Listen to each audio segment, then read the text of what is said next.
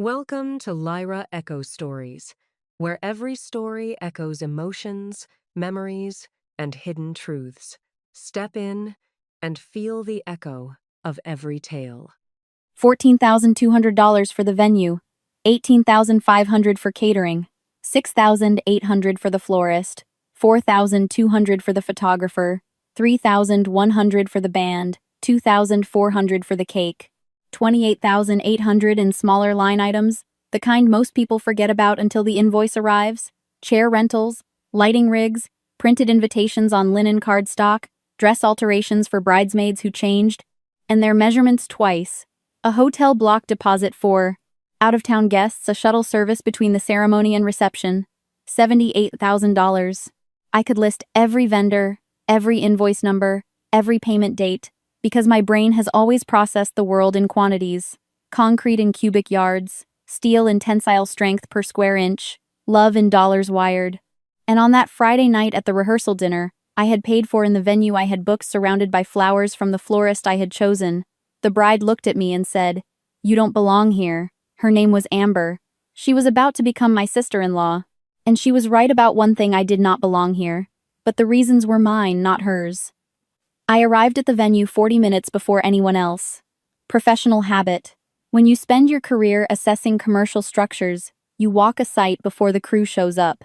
You check the load paths, the exit clearances, the things that hold weight, and the things that only look like they do. The rehearsal venue was a converted textile mill in Noda, the kind of place Charlotte couples love because it photographs well, and the exposed brick makes everyone feel interesting. I had coordinated the layout with the event planner over 14 calls across 3 months. I checked the table configurations, the speaker placement, the aisle between the bar and the seating, the distance between the emergency exits and the nearest guest tables, everything measured to specification. My name was on every contract in the folder on my laptop, filed under Albright Thornton Wedding Master. 14 vendors, 14 agreements, every one signed by Corinne E. Albright. Every payment from my business account or personal checking. When the wedding party arrived, Amber passed me without eye contact. She was flanked by her bridesmaids, 5 women in matching silk robes Amber had ordered for the weekend and charged to the wedding account, which was my account. They moved through the venue like they were surveying a property they already owned. I watched them from the bar where I was reviewing the champagne setup with the caterer's assistant. Amber didn't ask about the champagne. She didn't ask about the appetizer timing or the vegetarian alternatives or the allergy accommodations I had negotiated over 3 separate calls with the catering director. She had never asked about the planning, the budget, the vendor negotiations, the $78,000. In 11 months of engagement, Amber's total contribution to the logistics of her own wedding was one email about napkin color, sage green. I still had the email. The seating chart was printed on a large foam board near the entrance. Names in calligraphy that cost $400. I found my name at the bottom, table 9. Back corner beside the speaker stack for the jazz trio, the seat with the worst sightline to the head table. Amber's sorority sisters and their dates. I walked to Trent. My brother stood near the head table, adjusting his cufflinks, his back to the room. He had our father's build broad across the shoulders, and our mother's tendency to avoid looking directly at a problem until it went away or someone else handled it. "Trent, I think there's a mistake with the seating." He glanced at the chart and then at his shoes. Amber reworked the chart. "It's just for tonight. Can we not do this right now? I'm at a table with strangers. By the speaker stack. They're not strangers, they're her friends. Just be flexible. Please." Flexible. The word landed with the precision of a hammer on a stress fracture.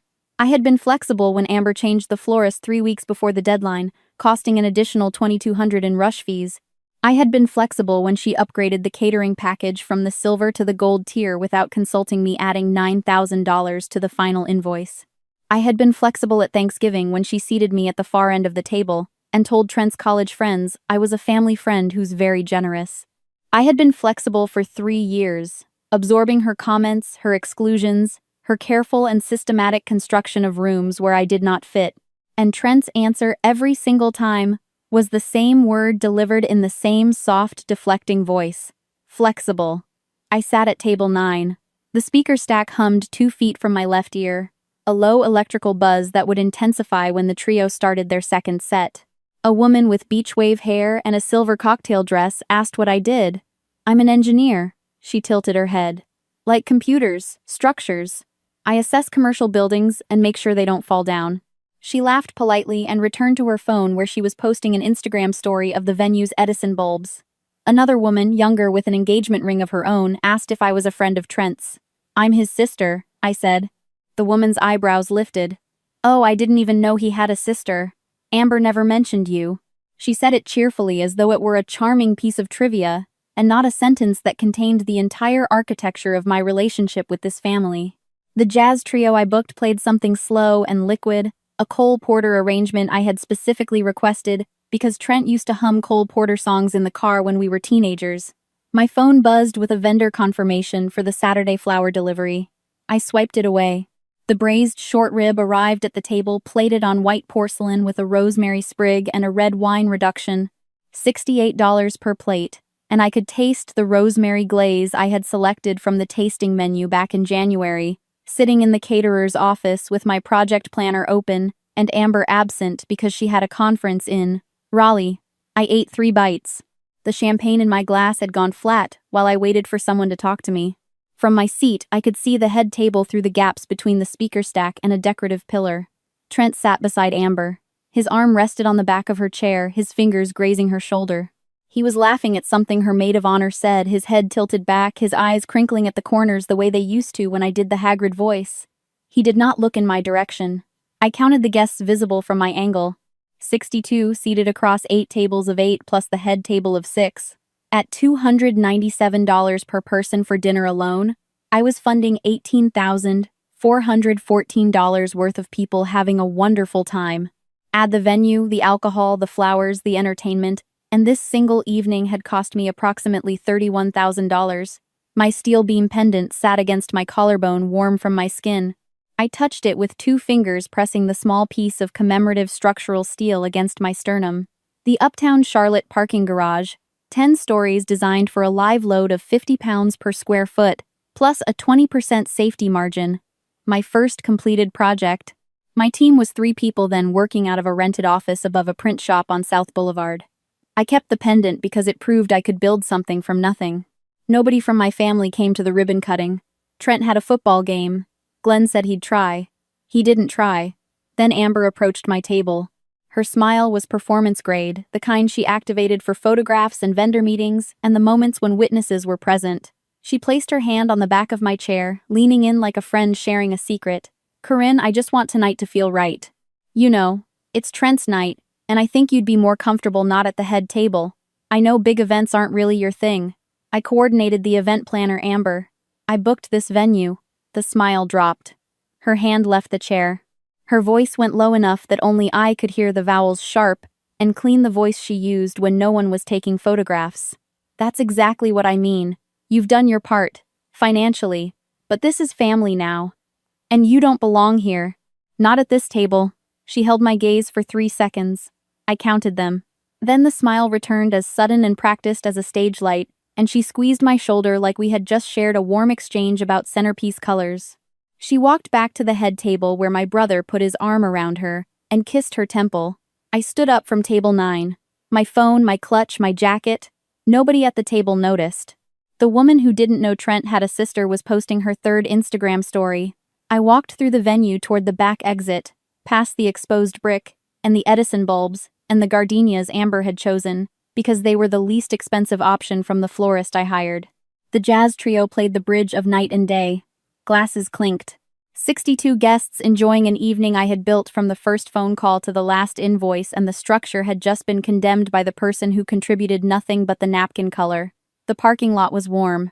Late June in Charlotte, the asphalt still radiating the day's heat like a thermal mass wall. Cicadas pulsed in the magnolias along the fence line, their rhythm steady and mechanical, keeping time when humans cannot.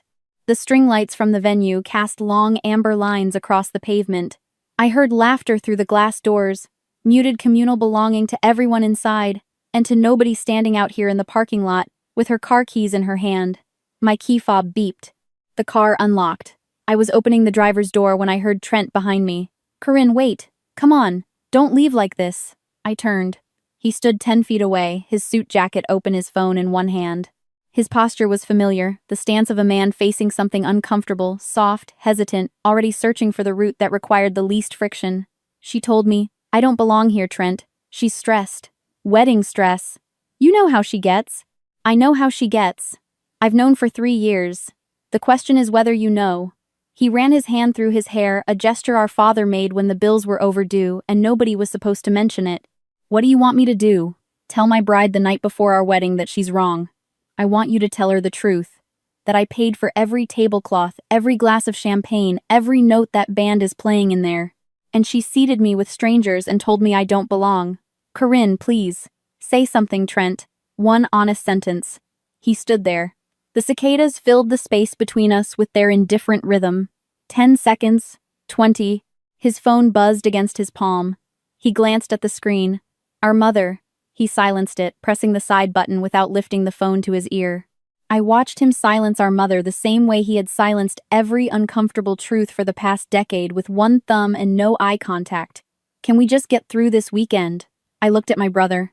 I calculated 30 years of putting quarters into this relationship, and I used the word relationship instead of family because family implies reciprocity and this was a one-directional load.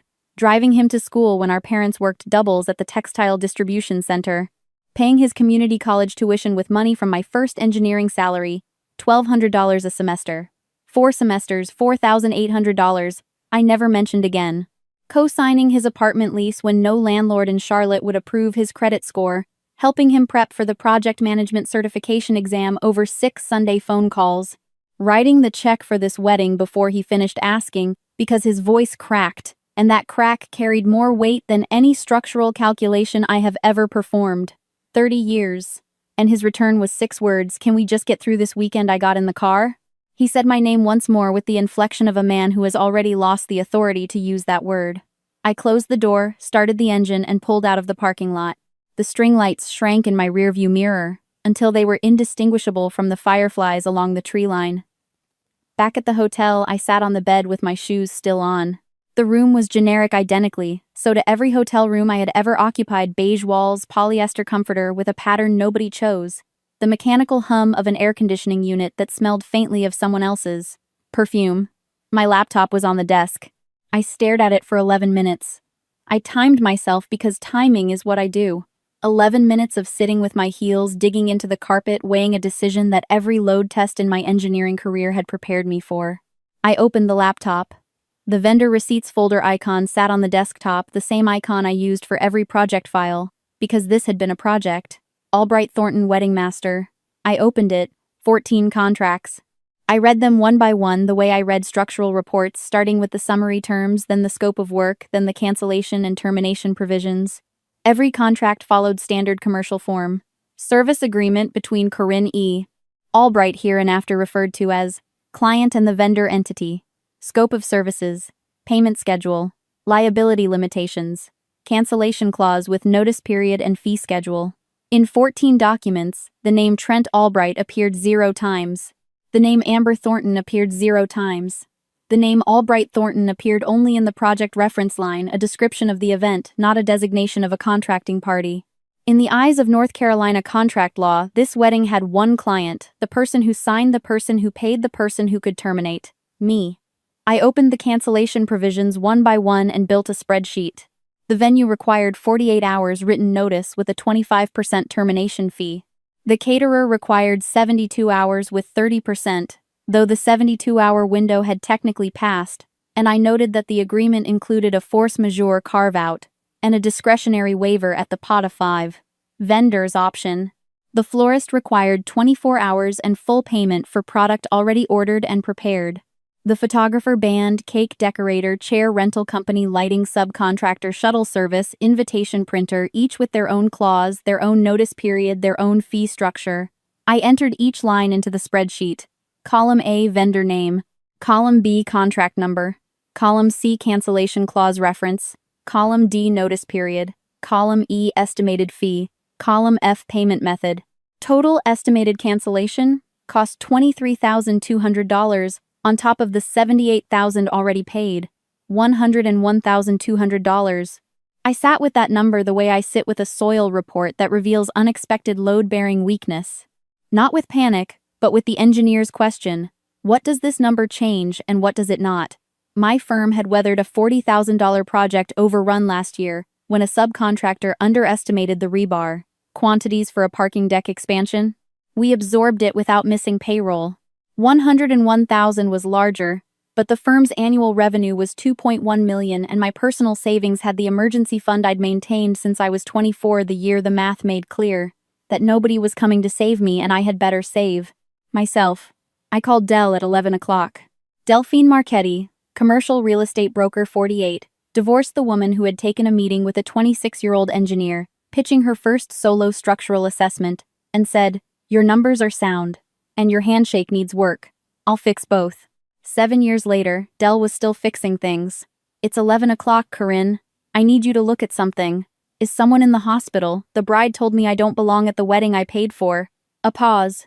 The sound of Dell sitting up in bed, the creak of a wooden headboard, the click of a bedside lamp, a glass of water being moved.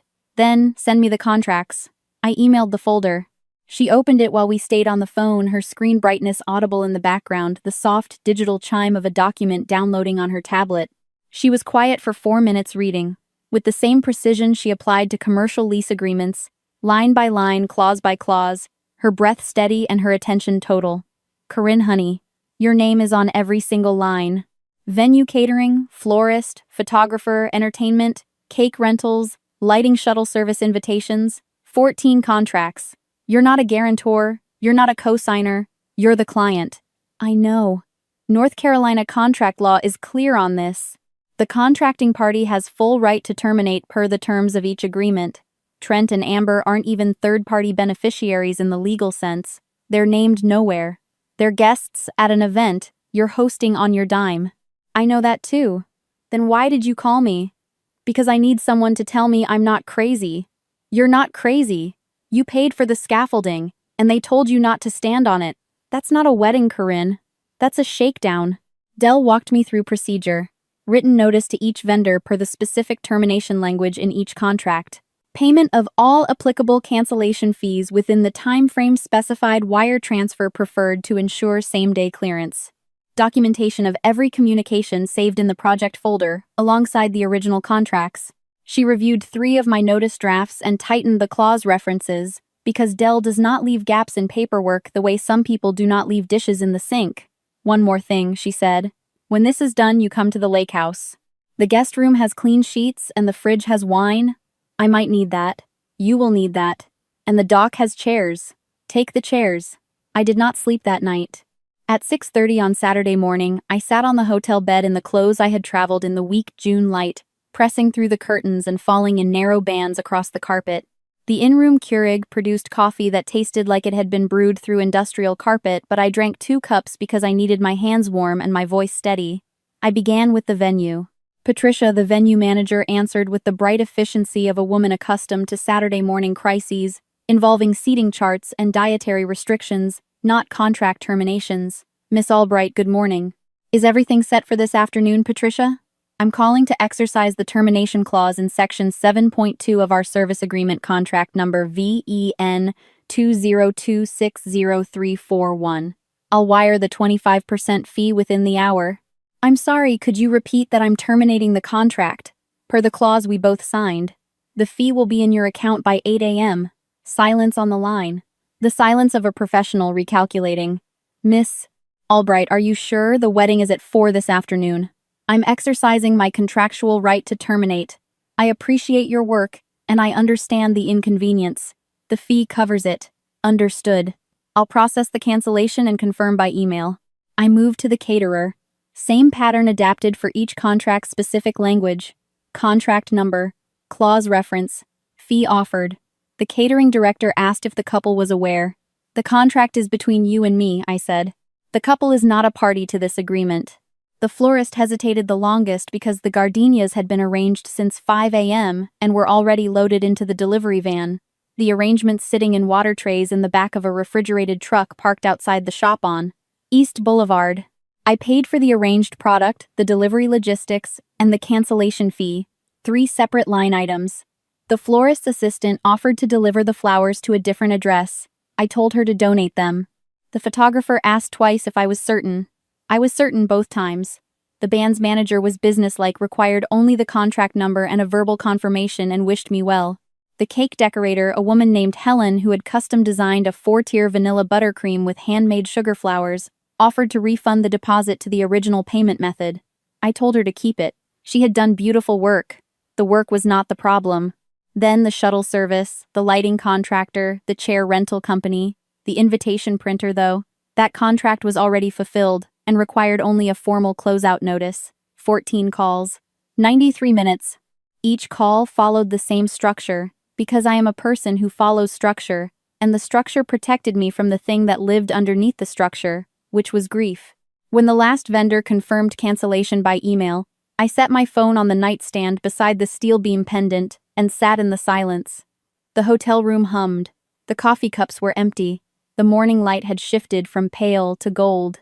Outside, Charlotte was waking up to a Saturday in June, and 200 people were pressing suits and steaming dresses and checking the weather for an outdoor ceremony that would never happen.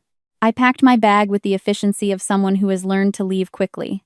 Toiletries charger the clothes I wore to the rehearsal dinner folded into the side compartment where I would not have to see them. I checked out at the front desk. The lobby was filling with wedding guests, early arrivals with fresh haircuts and garment bags, Amber's cousins in floral dresses, Trent's college friends in suits that fit better than they expected. A woman I recognized from the seating chart table, for Amber's aunt, adjusting a corsage pin, with the focused attention of someone who believes the details matter. Nobody looked at me. I was another guest checking out early, unremarkable, invisible. I had been invisible in this family for 33 years. Today, the invisibility was structural. In the parking lot, I sent Trent one text, "I love you, but I won't pay to be humiliated." I watched my phone for 2 minutes. The screen stayed dark. I set it face down on the passenger seat and pulled onto the highway. The driving was supposed to bring satisfaction. I expected it with the certainty I bring to a building settling after the formwork is stripped. You pour the concrete, you wait for the cure time, you remove the temporary supports, and the structure either holds its own weight or it does not. I had poured and waited and stripped the supports. The structure should have settled into something clean and load-bearing.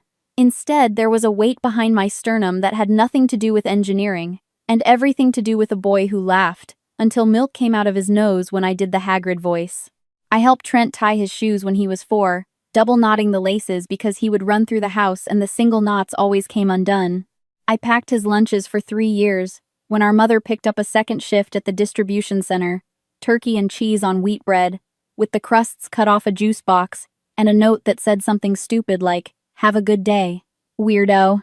I read him Harry Potter all 7 books, doing every voice, the Hagrid bass and the Dumbledore whisper, and the terrible Hermione pitch that made him howl. He was 11. I was 14.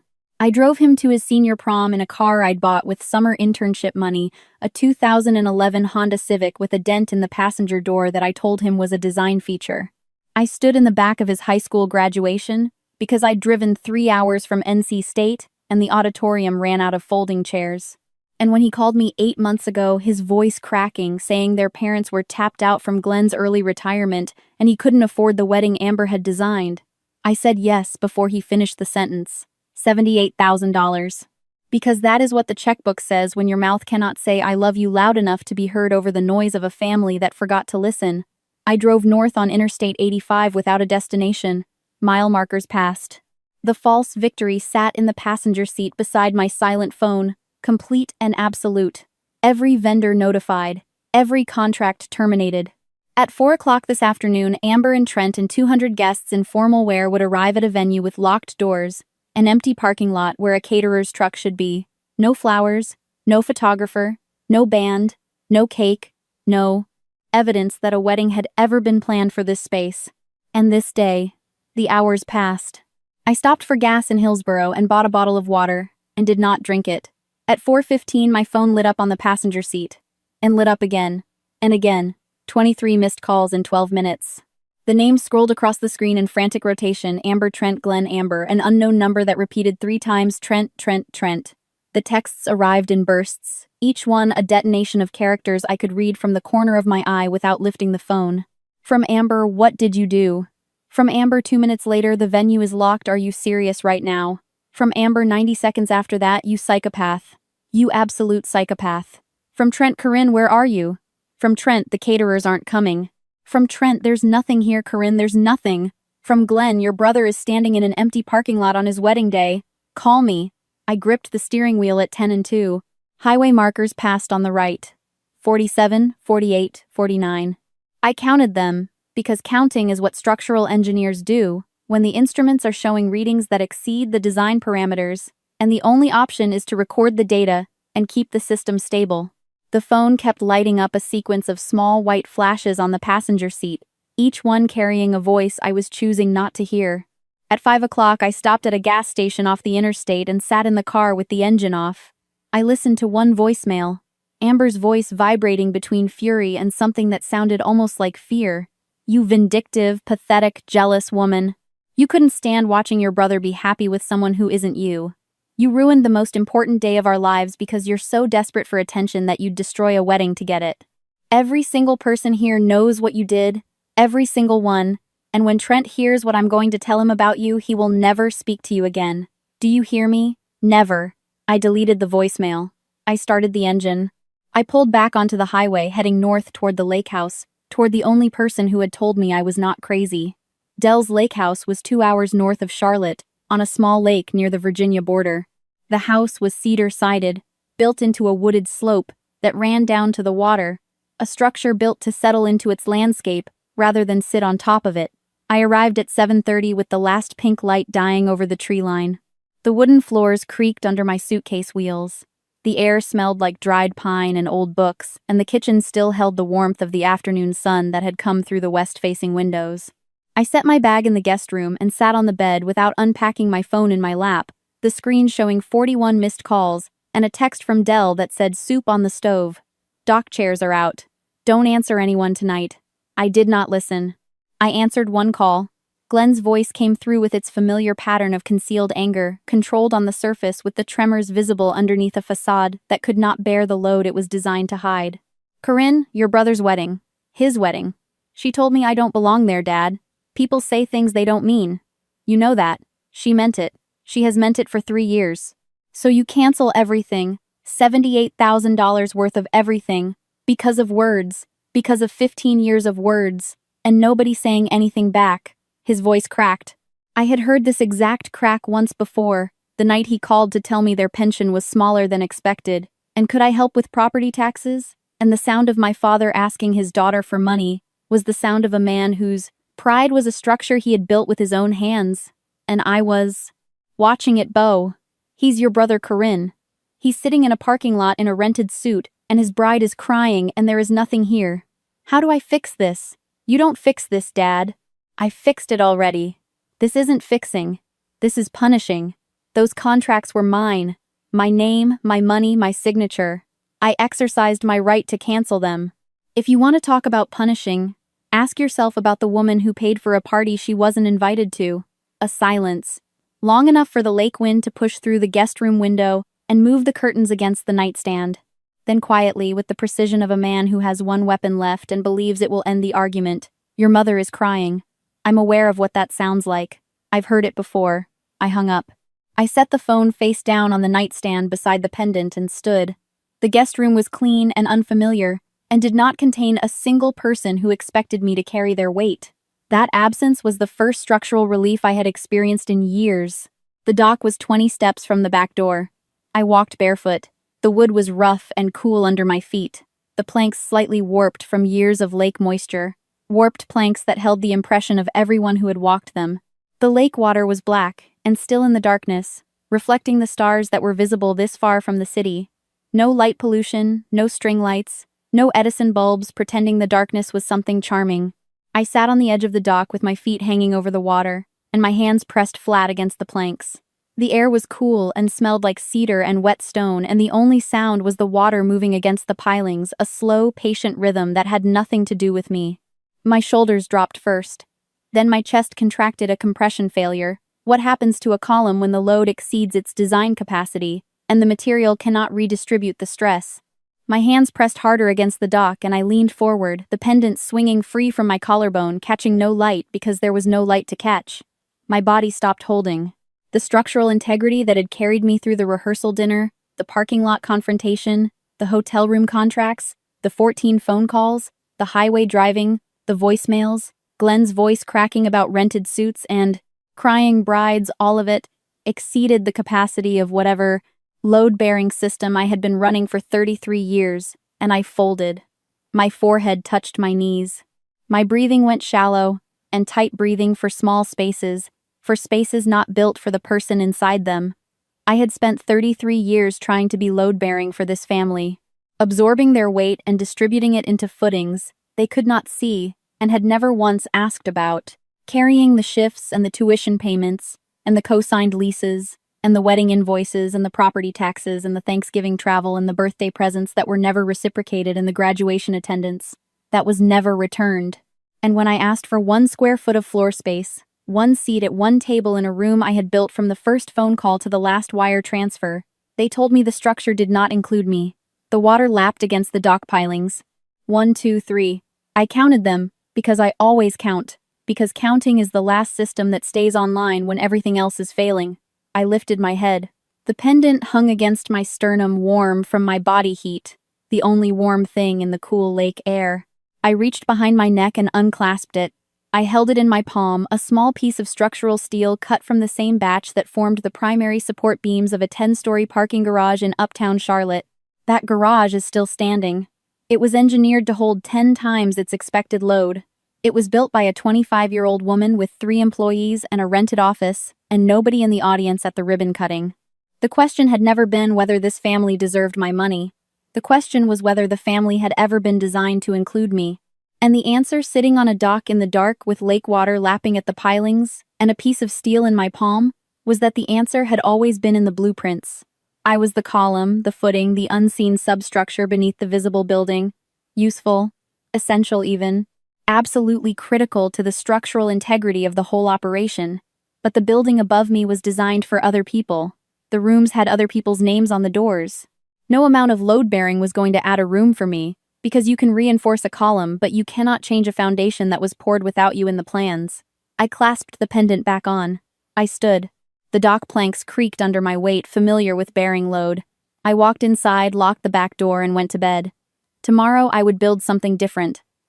Tonight I would let the structure rest. Sunday morning light came through the guest room window in pale bars that stretched across the quilt. Delle's kitchen smelled like French press coffee, dark and bitter, and exactly right, brewed in a glass carafe that Delle had owned since her own divorce when she rebuilt her kitchen one appliance at a time.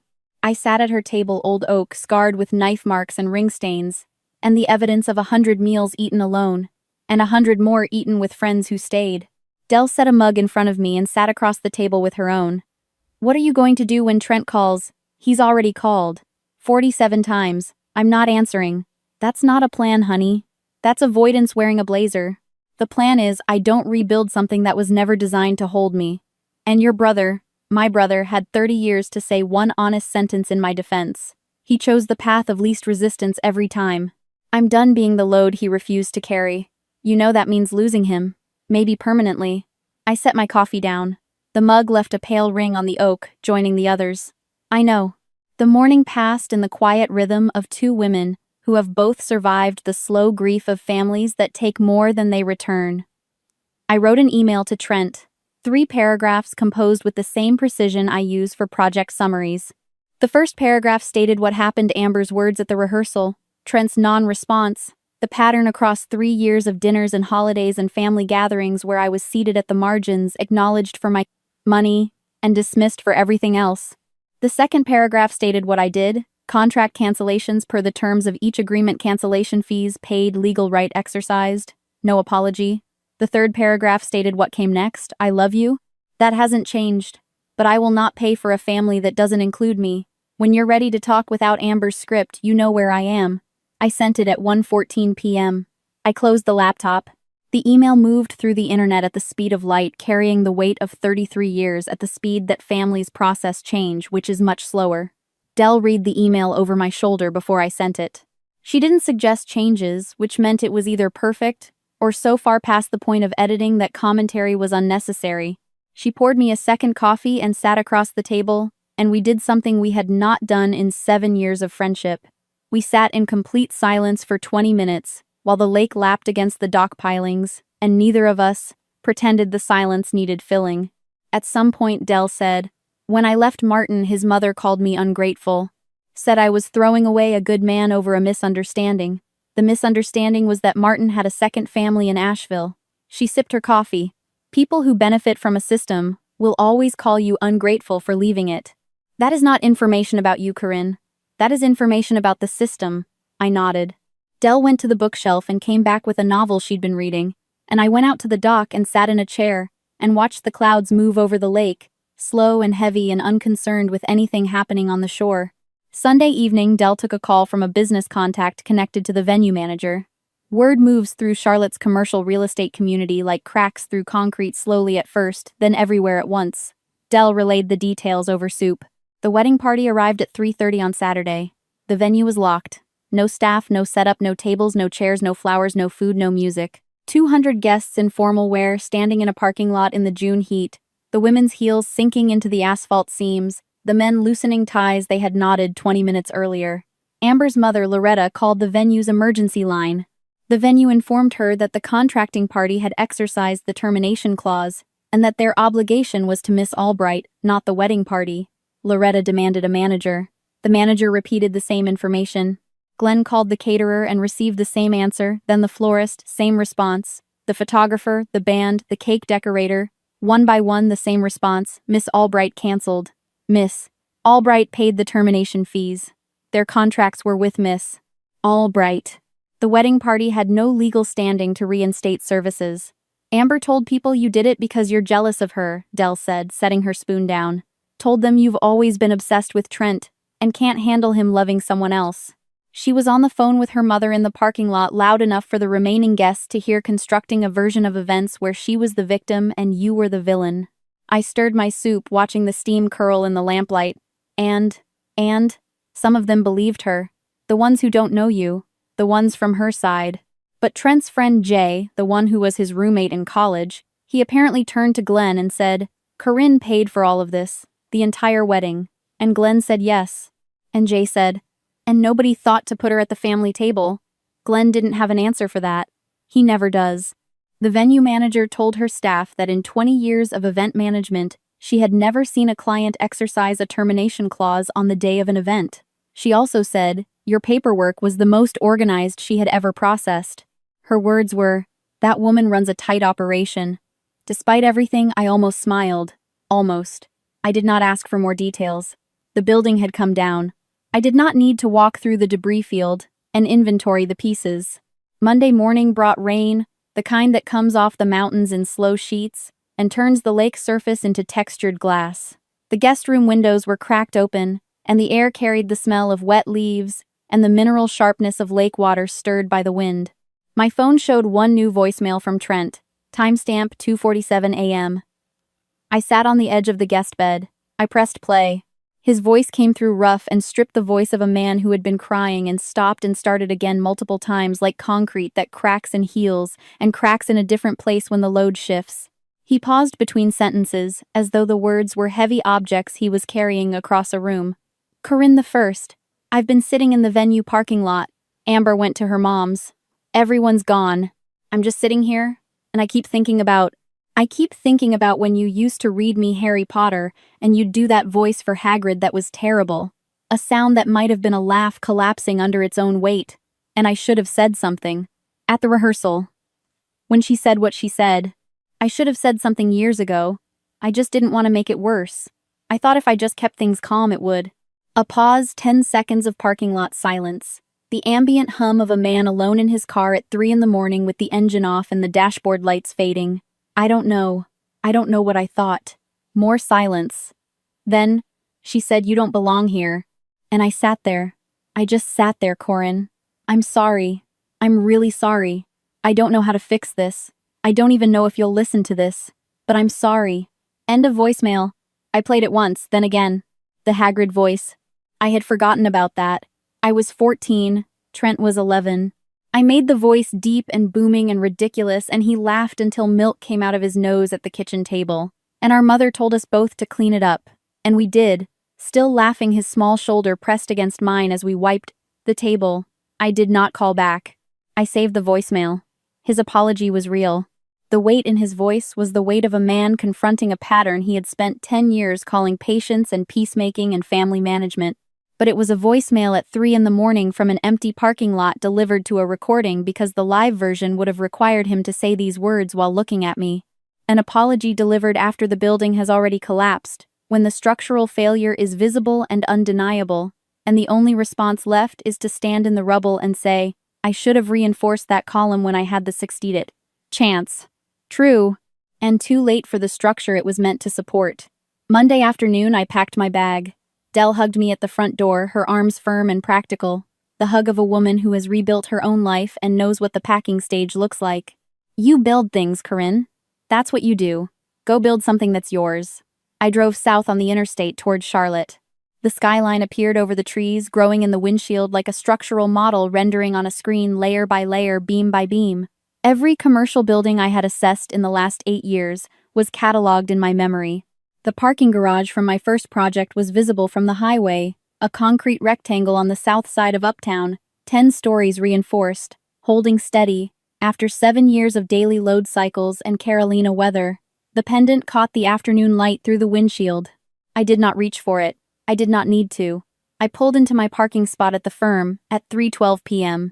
The building was a renovated warehouse on South Tryon, 2 stories brick and steel, a structure I had assessed myself before signing the lease 6 years ago. The first floor housed the drafting room and the conference area. The second floor held my office and the server room. The office was warm and familiar. Blueprints on the wall arranged by project date, structural models on the shelf above the filing cabinets. The hum of 14 people working a Monday that had nothing to do with weddings or families or $78,000. My assistant Brianna waved from her desk without looking up from her screen, the casual wave of someone who assumed I had simply been away for a long weekend, which technically was true. The nameplate on my office door read what it had always read: Corinne E. Albright, P.E., Principal Engineer. I had ordered that nameplate the week I signed the lease. I remember running my finger over the engraved letters and pressing my thumbnail into the period after P.E. Professional Engineer, the credential I had earned at 26 after 4 years of university and 2 years of supervised practice and an 8-hour examination that tested whether I could be trusted with the safety of structures that other people would occupy. I had earned every letter on that nameplate. No one had given it to me. No one had funded it. No one had shown up to watch me receive it. I sat at my desk, my table. A bid request waited in my inbox. A new mixed-use development in South End, Charlotte. 12 stories, complex foundation work requiring soil analysis and load path engineering, and the precise calculation of how much weight a structure can hold before failure. The kind of project my firm had spent 8 years preparing for. I opened a new document and typed the header Albright Structural Engineering. Structural Assessment and Foundation Design Proposal. The pendant rested against my collarbone. The office was quiet. My coffee was hot. Outside the window, Charlotte was building. 3 months later, I was standing on the South End site in a hard hat and steel-toed boots reviewing foundation rebar placement with my project lead Caleb Trotter when my phone buzzed with a text from Trent. "Can we get coffee?" I stared at the screen for 8 seconds. Caleb asked about the concrete pour schedule for the east retaining wall, and I answered him with the part of my brain that runs on professional autopilot, while the rest of me processed 6 words from a brother who had not sent me a message. In 3 months. His last communication was the voicemail. Before that, the texts from the parking lot. Before that, "Can we just get through this weekend?" A man who communicated in fragments because full sentences required a structural honesty he had never been taught to build. Thursday. Noon. The diner on Tryon. He replied with a thumbs-up emoji, which contained exactly as much emotional content as I expected. Thursday came with a November sharpness that made Charlotte feel like a different city. The summer. Humidity replaced by a sharpness that clarifies the skyline and turns every breath visible. The diner was 2 blocks from the construction site, a place where contractors and engineers ordered lunch without looking at the menu, a place that smelled like coffee and bacon grease at every hour of the day. I arrived first. Trent walked in at 12:04, thinner than the last time I saw him, the summer softness gone from his jawline. He wore a jacket I had not seen before. Dark canvas, practical, something a man buys for himself when his wife is no longer choosing his clothes. He sat across from me and wrapped his hands around his coffee mug like he was holding something that might crack if he gripped it wrong. "Amber and I eloped," he said, watching my face. "Courthouse ceremony. 2 weeks after." No reception. Her mom hosted a dinner at her house. 15 people. She paid for it herself. Good.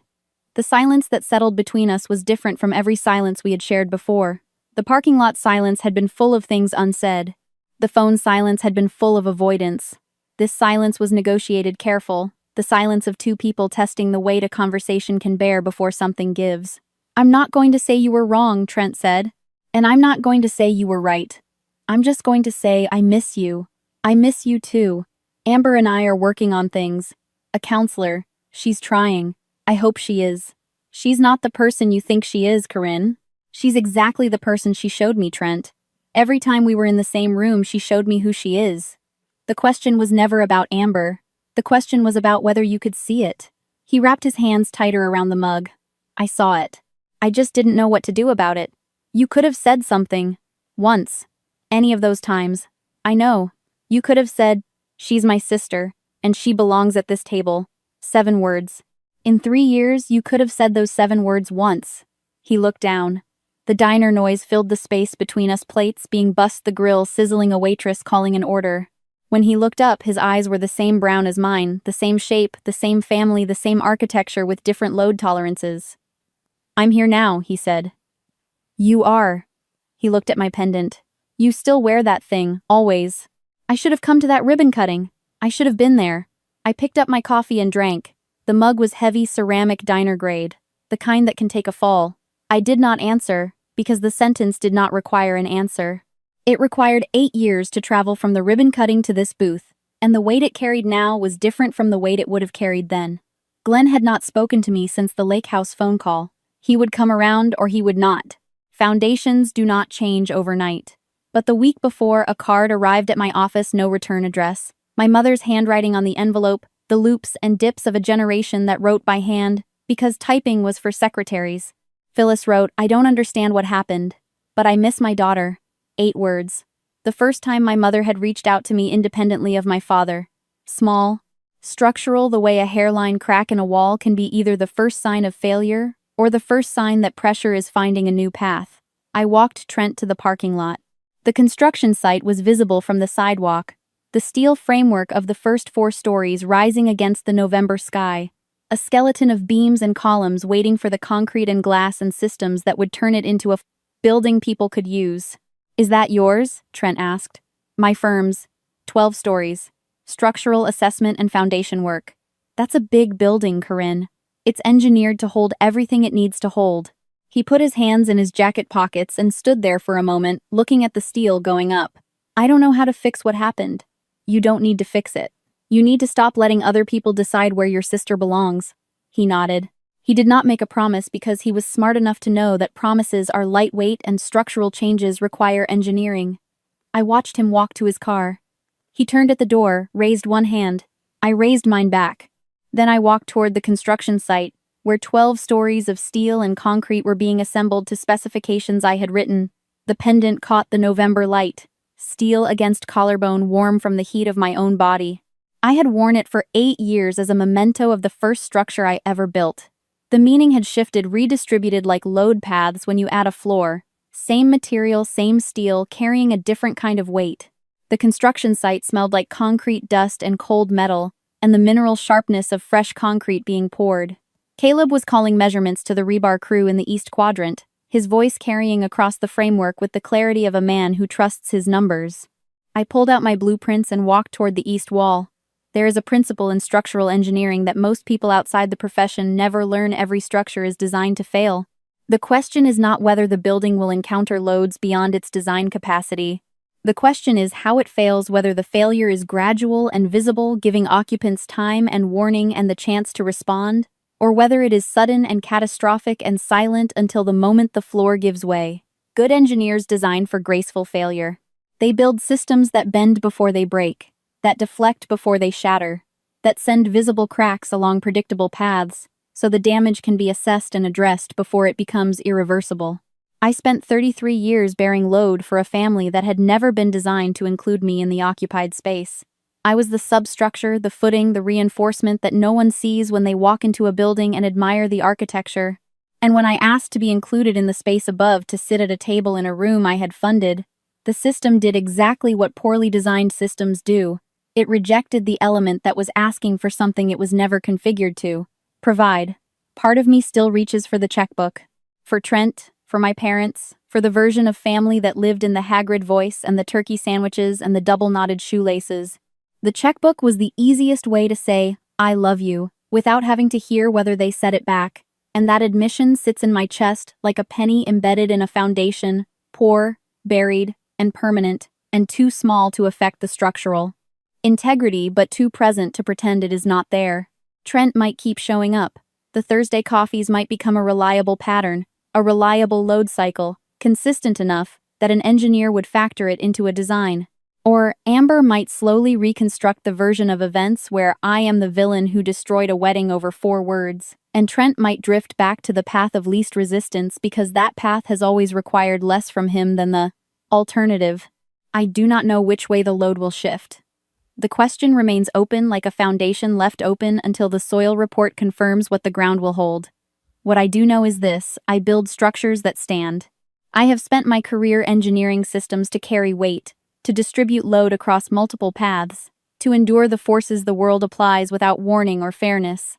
I spent 33 years applying that skill to a family that treated me like scaffolding useful during construction, essential to the process removed when the building was complete. Scaffolding comes down, the building remains. I am the building. The foundation pour was setting in the east quadrant, the concrete curing in the November air molecules interlocking into the matrix that would bear 12 stories of occupied space. Caleb called out that the east wall measurements were within tolerance. The sky was pale and sharp above the steel framework, and somewhere across Charlotte, my family was recalculating. I turned back to the blueprints. The pendant was warm against my skin. The building was rising. And I had work to do.